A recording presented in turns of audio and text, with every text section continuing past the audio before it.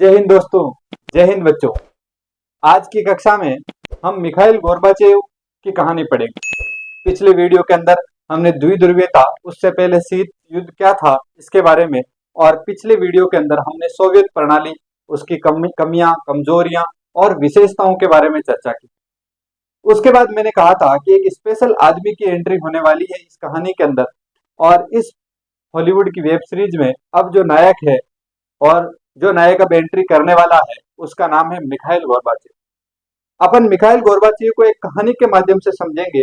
आपको पॉलिटी को रटना नहीं है, आपको पॉलिटी को समझना है।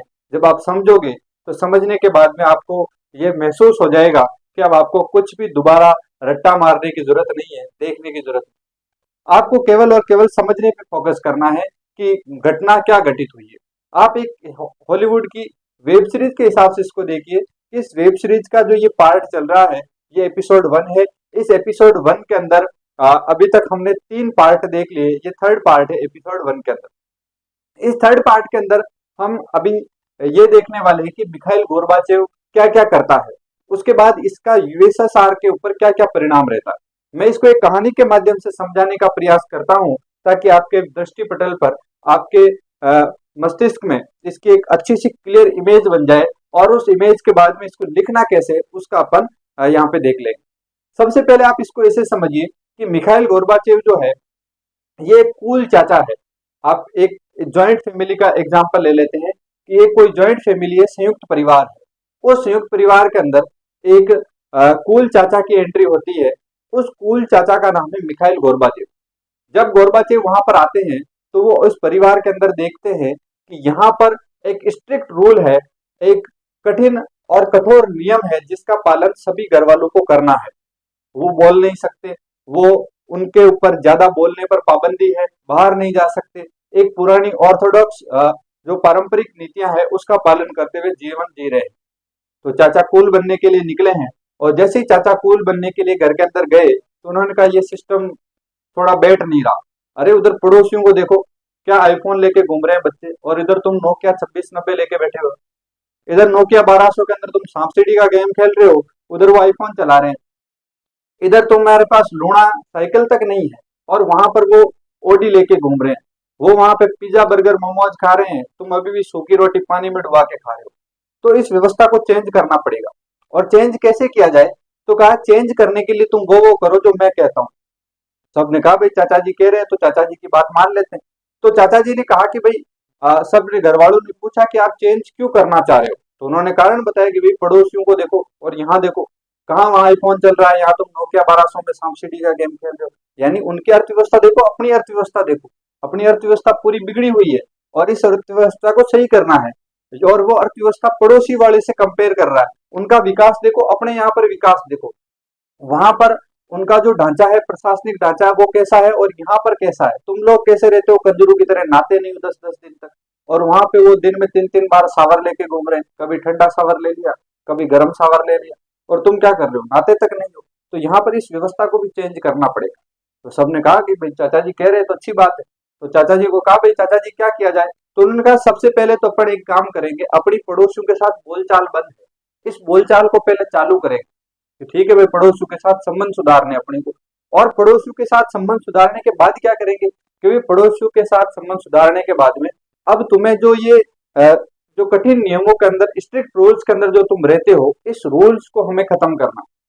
अब तुम्हारे ऊपर इतनी ज्यादा पाबंदियां नहीं रहेगी, तुम एकदम स्वतंत्र हो, तुम बोल सकते हो, सबकी राय लेगी। चाहे छोटा बच्चा है वो भी बोलेगा, बड़ा बुजुर्ग है वो भी बोलेगा, सबको बोलने की स्वतंत्रता है। इसके अलावा क्या करोगे, अपन भी यहाँ पर पिज्जा पास्ता बर्गर खाएंगे, उसके लिए पैसे खाएंगे, कहाँ से आएंगे, तो अपनी अर्थव्यवस्था को मजबूत करेंगे। तो उन्होंने कहा अपनी अर्थव्यवस्था भी सुधार कर।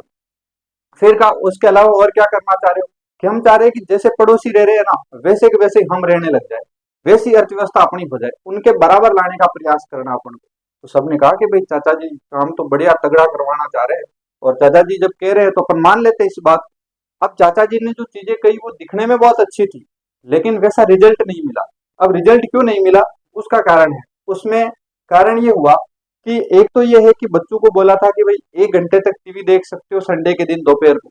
अब बच्चों के सामने टीवी चालू कर दिया तो बच्चे पूरा दिन टीवी देख रहे हैं, बंद ही नहीं कर रहे।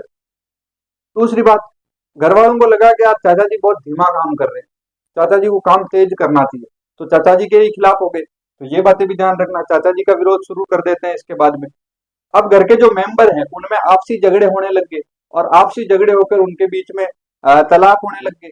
तो तलाक हो गए, वो अलग होने लग गए, बच्चे अलग रहने लग गए। बच्चों को पहले बोला था एक दिन के लिए घूम के आ सकते हो, अब बच्चे जो है बहुत ज्यादा फ्री हो गए। अब वो कह रहे हैं हम गोवा घूम के आएंगे, कभी कह रहे हैं शिमला जाएंगे, कभी मनाली जाएंगे। तो बच्चे हाथ से निकलने लग गए। चाचा ने थोड़ी ढील दी, बच्चे उधर रील बनाने लग गए। तो सारा जो मैटर है वो रायता पूरा का पूरा फैल गया। और इस रायते को समेटने के टाइम पर चाचा जी ने क्या किया, चाचा जी एक कोने में बैठे बैठे सिर्फ चाय की चुस्कियां ले रहे थे। चाचा जी वहां पर उस टाइम पे कुछ नहीं कर पाए। तो ये सारी जो कहानी है वो अभी तक अपन ने पढ़ी। अब इस कहानी का यूएसएसआर के साथ में क्या लिंक है वो समझते हैं। सबसे पहली चीज ये है, अपन शुरुआत करें इसकी, तो गोरबाचेव थे कौन। 1985 का दौर आता है, और 1985 के दौर में मिखाइल गोरबाचेव की एंट्री होती है यूएसएसआर की राजनीति करने। और जैसे यूएसएसआर की राजनीति में मिखाइल गोरबाचेव आते हैं, तो गोरबाचेव जो वहां पर एकमात्र जो पार्टी थी कम्युनिस्ट पार्टी, उसी की सरकार होती थी, उस कम्युनिस्ट पार्टी के महासचिव बनते। अब वहां पर महासचिव बनने का मतलब यह है, जो भी कम्युनिस्ट पार्टी का महासचिव होता है वही आगे चलकर, या वही उसी टाइम पे क्या बन जाता है, राष्ट्रपति बन जाता है। यानी कि राष्ट्रपति कौन बनेगा, जो कम्युनिस्ट पार्टी का महासचिव होगा। और यहाँ पर जो महासचिव बने मिखाइल गोरबाचेव, यानी कि यूएसएसआर के राष्ट्रपति बन जाते हैं कब, 1985 का। अब इसके बाद क्या हुआ, इसके बाद ये हुआ कि जो सोवियत व्यवस्था है इसमें उन्होंने सुधार की शुरुआत की। भाई जैसे ही मिखाइल गोरबाचेव आए, उन्होंने कहा ये व्यवस्था ठीक नहीं चल रही है, हमें इस व्यवस्था में सुधार करने हैं। और सुधार कैसे करना है, तो सुधार क्यों करने हैं, उसके पीछे कारण क्या था, प्रश्न आ जाए अगर कि गोरबाचेव यूएसएसआर की व्यवस्था में सुधार करना चाहते थे, कारण बताइए क्यों करना चाह रहे थे सुधार। तो सबसे पहली चीज, एक तो आर्थिक व्यवस्था जो है, आर्थिक विकास जो है, वो आर्थिक विकास या आर्थिक व्यवस्था ठप पड़ चुकी थी, रुक गई थी। तो उन्होंने कहा कि अपने यूएसएसआर का विकास नहीं हो रहा है, आर्थिक व्यवस्था डाउन है, इसलिए हमें क्या करना चाहिए, हमें यहाँ पर व्यवस्थाओं में चेंज करना है, सुधार करना है। दूसरी बात, उन्होंने कहा कि पश्चिमी देशों से अपनी तुलना करके देखो। जैसे मैंने बोला अभी कि पड़ोसियों को देखो और अपन को देखो, तो पड़ोसियों को देख के उन्होंने कहा कि भाई जो पश्चिमी देश है उनसे तुलना करो, उनकी तुलना में अपन कितना ज्यादा पिछड़ चुके हैं, तो उनसे तुलना करो। तो उनसे तुलना करके इन्होंने कहा कि भाई अपने यहाँ पर सुधार करना है। तीसरी बात, इन्होंने कहा कि जो यहाँ पर प्रशासनिक ढांचा है वो बहुत ज्यादा कमजोर हो गया है। अगर इसको उस कहानी में फिट करे तो ऐसे समझो कि नौकरों को अगर बोले ना कि चाय बनानी है, तो 3 दिन बाद में तो वो ढूंढेंगे पत्ती कहाँ है, चाय पत्ती कहाँ है।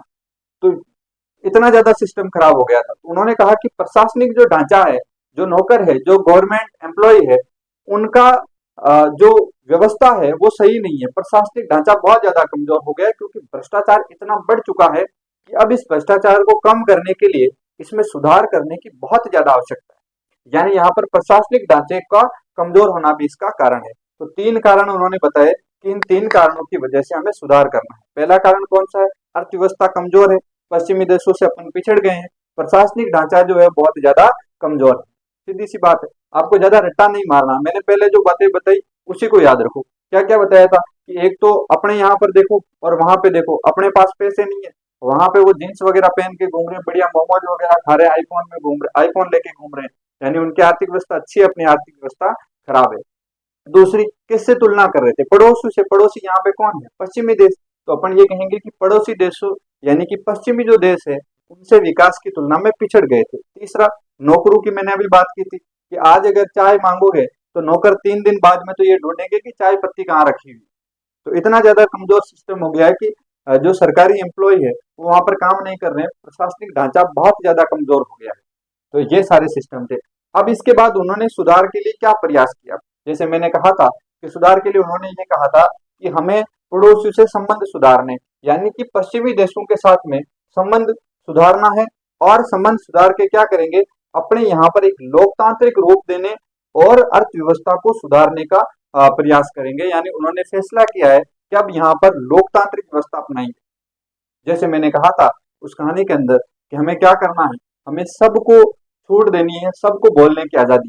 पहले आजादी नहीं थी, लेकिन उन्होंने कहा कि अब मैं आपको आजादी देता हूँ कि आप बोल सकते हो, अपनी बात रख सकते हो, सबकी राय ली जाएगी। तो लोकतांत्रिक व्यवस्था देंगे। और इसके अलावा अर्थव्यवस्था को सुधारना है, तो अर्थव्यवस्था को सुधारने के लिए उन्होंने फैसले लिए। इसके बाद जो विकास है उसमें पश्चिमी देशों के बराबर लाने, जैसे मैंने कहा था कि पड़ोसियों के बराबर हमें लेके आना है, तो विकास में पश्चिमी देशों के बराबर लाना है। और जो प्रशासनिक ढांचा है, जो नौकर है, जो काम नहीं कर रहे हैं, उसके अंदर भी हमें क्या करना है, डील देने का भी वादा किया। और ये डील दी थी तभी तो मामला खराब हो गया था, क्योंकि ज्यादा डील दे दी थी, जिसकी वजह से अपना काम बिगड़ गया था पूरा। आज मैगी बनाने को बोलेंगे तो नौकर कहेंगे नहीं, तो पास्ता खाने का मन, इतना ज्यादा सिस्टम खराब है। यानी यहाँ पर विकास पश्चिमी देशों के बराबर लाने का और प्रशासनिक ढांचे में ढील देने का प्रयास किया। उन्होंने कहा कि नौकरों को या जो गवर्नमेंट एम्प्लॉइज है, जो प्रशासनिक व्यवस्था है, इसको थोड़ा ढीला छोड़ दिया जाए, इस पर ज्यादा अंकुश नहीं लगाया जाए, इसको थोड़ा रिलीज कर दिया जाए। उसके बाद सुधार के प्रयास इन्होंने अच्छे किए कि भाई प्रशासनिक व्यवस्था को भी थोड़ी ढील दे देते हैं, अर्थव्यवस्था को सुधारने का प्रयास करेंगे, लोकतांत्रिक रूप देंगे, सबको बोलने की आजादी देंगे। और इसके अलावा जो पश्चिमी देश है उनके साथ संबंध सुधारेंगे अपन, हमें उनके साथ हथियारों की होड़ नहीं करनी और उनके साथ संबंध सुधारने का इन्होंने फैसला किया। तो बातें इनकी अच्छी थी करने के लिए, लेकिन इसके जो रिजल्ट है वो बहुत ज्यादा क्या निकले, विपरीत निकले। रिजल्ट इसके अपोजिट निकला जो उन्होंने सोचा था। अब रिजल्ट अपोजिट निकला तो क्या हुआ, तो इसमें यूएसएसआर के अंदर बाहरी भी संकट हो गए और आंतरिक संकट भी हो गया।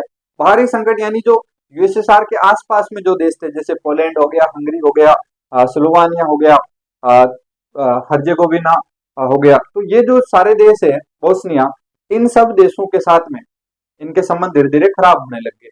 और इसके साथ में जो इसके अंदर वाले जो देश थे उनके अंदर भी मामला खराब हो गया था।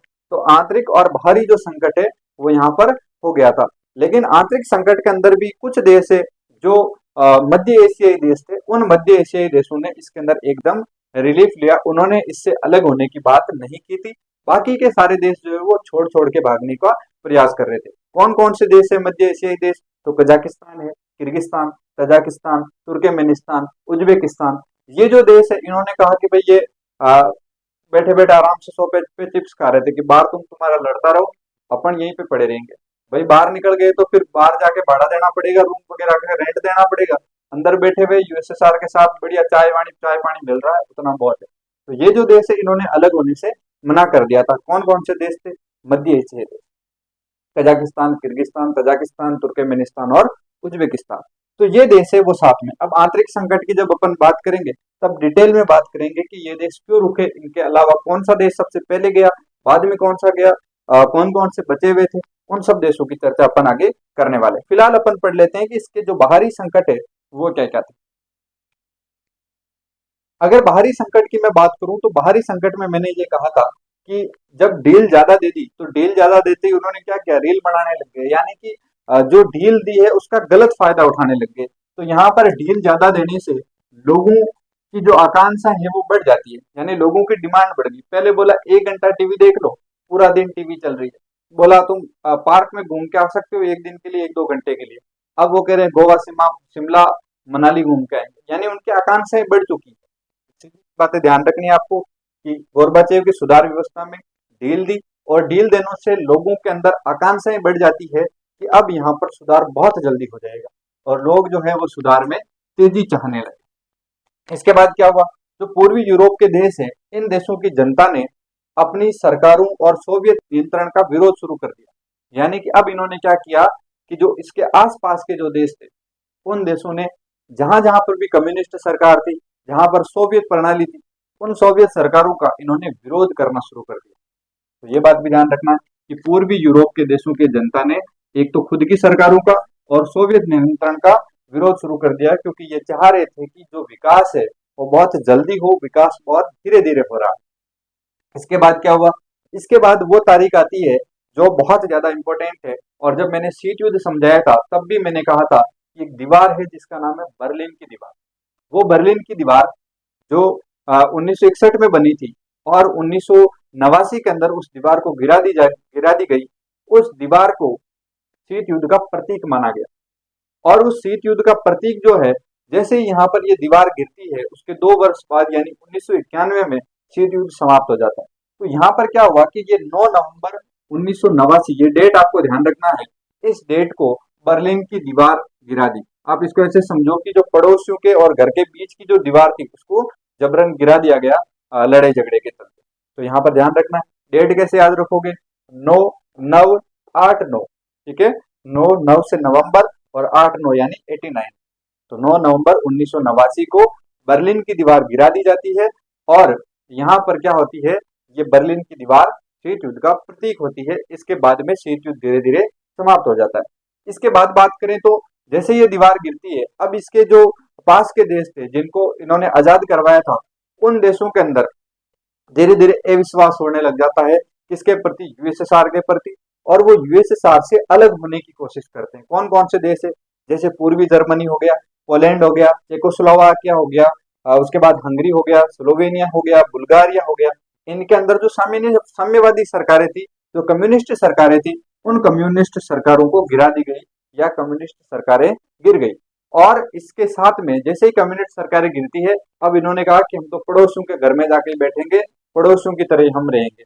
तो पड़ोसियों के साथ रहने लग गए, यानी इन्होंने साम्यवादी सरकारें गिराई और कौन सी अपना ली, पूंजीवाद। तो इन्होंने पूंजीवाद की विचारधारा अपनाई और इसके साथ में यहाँ पर किसकी स्थापना हो जाती है, लोकतंत्र की स्थापना हो जाती है। तो ध्यान रखना कौन कौन से देश थे, जैसे पूर्वी Germany, Poland, Czechoslovakia, Hungary, Slovenia, Bulgaria, इनकी कम्युनिस्ट सरकारें गिर जाती है और यहाँ पर लोकतंत्र स्थापित हो जाता है। उस टाइम पे चाचा क्या कर रहे थे, तो उस टाइम पे जो अपने कूल चाचा है गोरबाचेव, उन्होंने कुछ भी इंटरव्यू नहीं किया, कुछ भी हस्तक्षेप नहीं किया, एकदम बैठ के चाय की चुस्कियां ले रहे थे बढ़िया तरीके। अब इसके बाद में क्या हुआ, मैंने कहा था कि यहाँ पर जो घर के मेंबर है उनके अंदर डाइवोर्स होने लग गए थे, तलाक होने लग गए थे। तो सबसे पहले एक जो है जोड़ा, उसका नाम है चेकोस्लोवाकिया।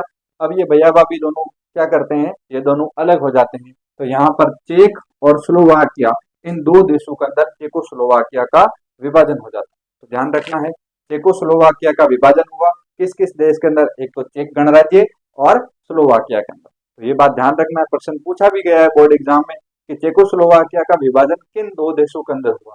ध्यान रखना, चेक गणराज्य और स्लोवाकिया। इसके बाद में एक यूगोस्लाविया जो देश है, इसका आपको ध्यान रखना है। यूगोस्लाविया के को जो आजाद करवाया है वो लाल सेना यानी कम्युनिस्ट पार्टी ने नहीं करवाया है। यहाँ पर आप याद करो, मैंने जब आपको नाम पढ़ाया था नॉन अलाइनमेंट मूवमेंट यानी कि गुट निरपेक्षता, जब मैंने पढ़ाई थी तब मैंने कहा था कि यूगोस्लाविया से कौन आता है, यूगोस्लाविया से आते हैं टीटो। तो जो टीटो है, उन टीटो ने यहाँ पर और यहाँ की जनता के साथ मिलकर यहाँ से इसको यूगोस्लाविया को आजाद करवाया था। तो यहाँ पर कम्युनिस्ट पार्टी का दबदबा नहीं था, लेकिन क्योंकि खरबूजे को देखकर खरबूजा रंग बदलता है, यानी आसपास के देश यूएसएसआर को अपना रहे थे, तो यूगोस्लाविया ने भी कहा कि चलो अपन भी भाई इसी दिशा में चलते हैं। तो ये भी कम्युनिस्ट सरकार के प्रभाव में आ गए। तो यूगोस्लाविया जो है ये बहुत सारे देशों में टूट जाता है। अब वो देश कौन कौन से हैं उसको याद रखने की ट्रिक है SSC MBM। कौन कौन से देश है देख लो, यानी यहाँ पर एस से हो जाएगा सर्बिया, फिर एस से हो जाएगा स्लोवेनिया, ठीक है, फिर उसके बाद सी से हो जाएगा क्रोएशिया। तो तीन देश हो गए कौन कौन से, क्रोएशिया, सर्बिया, स्लोवेनिया, यानी SSC, सर्बिया, स्लोवेनिया और क्रोएशिया, तीन देश। उसके बाद MBM, तो M से दो M है, एक तो है मैसिडोनिया और एक है मॉन्टेनिग्रो, और बी से हो जाएगा बोस्निया हर्जेगोविना। ये पूरा एक ही देश है, ध्यान रखना। तो कौन कौन से देशों के अंदर टूट जाता है, ध्यान रखो, क्रोएशिया, उसके बाद में सर्बिया, स्लोवेनिया, मैसिडोनिया, मॉन्टेनिग्रो और बोस्निया हर्जेगोविना, इन देशों के अंदर इसका विभाजन हो जाता है। अब आपको यहाँ से की पॉइंट क्या क्या ध्यान रखना है। सबसे पहले की पॉइंट ध्यान ये रखना है कि यहाँ पर सबसे पहले आया कौन, 1985 में मिखाइल गोर्बाचेव आते हैं। आते ही क्या करते हैं, महासचिव बनते हैं और राष्ट्रपति बनते हैं। इन्होंने क्या किया, इन्होंने कहा सुधार करेंगे। क्या सुधार करेंगे, अर्थव्यवस्था सुधारेंगे, पड़ोसियों के बराबर लेके आएंगे, यानी पश्चिमी देशों के बराबर अपनी अर्थव्यवस्था लाएंगे, और जो प्रशासनिक व्यवस्था है उसमें सुधार करेंगे। इन्होंने ये प्रयास करने का ये तीन कारण थे जिसके तरफ इन्होंने देखा। इसके अलावा इन्होंने क्या कहा, कैसे करेंगे सुधार, तो इन्होंने कहा पश्चिमी देशों के साथ संबंध सुधारेंगे, लोकतंत्र की स्थापना करेंगे, और प्रशासनिक व्यवस्था जो यहाँ पर कमजोर हो गई थी उसके अंदर अपन क्या करेंगे, सुधार करेंगे। उसके बाद में इस सुधार के प्रयास अच्छे थे, लेकिन परिणाम वैसे नहीं मिले। आंतरिक और जो बाहरी संकट है वो यहाँ पर शुरू हो जाते हैं। इसके बाद में बाहरी संकट में क्या हुआ, लोगों को ज्यादा ढील दे दी गई, और ज्यादा ढील दी लोगों को, इस ढील की वजह से लोगों की आकांक्षाएं बढ़ी और वो ज्यादा सुधार चाहने लगे और गोर्बाचेव के ही अगेंस्ट आ जाते हैं, यानी कि कम्युनिस्ट पार्टी के अगेंस्ट आ जाते हैं। इसके बाद जो वहाँ की जो कम्युनिस्ट सरकारें हैं उन वहाँ वो गिरती गई निरंतर अनेक देशों के अंदर, और धीरे धीरे जनता ने इन सरकारों को और जो सोवियत यूनियन है इनका विरोध शुरू कर दिया।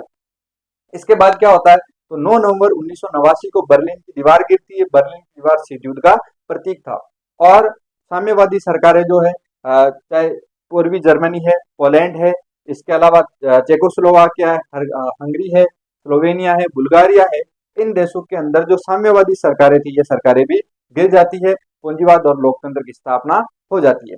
इसके अलावा गोर्बाचेव ने उस टाइम पे कोई भी हस्तक्षेप नहीं किया, कोई इंटरव्यू नहीं किया।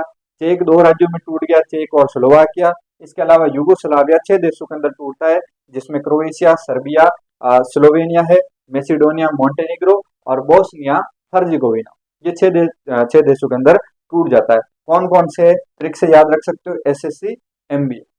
बताइए, क्या आपको ये स्टोरी अच्छी लगी? आपको ये कहानी पसंद आई? आप कूल चाचा की कहानी से इस पूरी जो यहाँ पर महाभारत हुई है, पूरी यहाँ पे जो लड़ाई हुई है, इस पूरे संघर्ष को आप याद रख सकते हो। लिखने की लैंग्वेज आपको ये ध्यान रखना है, उसके अंदर कूल चाचा वाली लैंग्वेज आपको केवल समझने के लिए ध्यान रखना। तो आपको इसी लैंग्वेज का आप यूज कर सकते हो, इसके नोट्स बना सकते हो प्रॉपर, और इन नोट्स को आप याद कर सकते हो। एग्जाम्स के अंदर आपका जो टारगेट है पॉलिटी के अंदर 100 आउट ऑफ 100 मार्क्स लाने का, उसके अंदर आपको ये 100% हेल्पफुल रहेंगे। तो आप इन नोट्स को अच्छे से लिखें, और जो मैं बता रहा हूँ उन चीज़ों को अच्छे से आप याद करें और समझने का प्रयास करें। पॉलिटी रटने का विषय नहीं है। अगर आप समझते हुए कहानी के माध्यम से इसको पढ़ोगे तो आपको बोरियत भी नहीं होगी और अच्छे से समझ में भी आएगी। चैनल को सब्सक्राइब कीजिए, अपने दोस्तों के साथ शेयर कीजिए और जुड़े रहिए आपके अपने चैनल एग्जाम सक्सेस एकेडमी पर। बहुत बहुत धन्यवाद।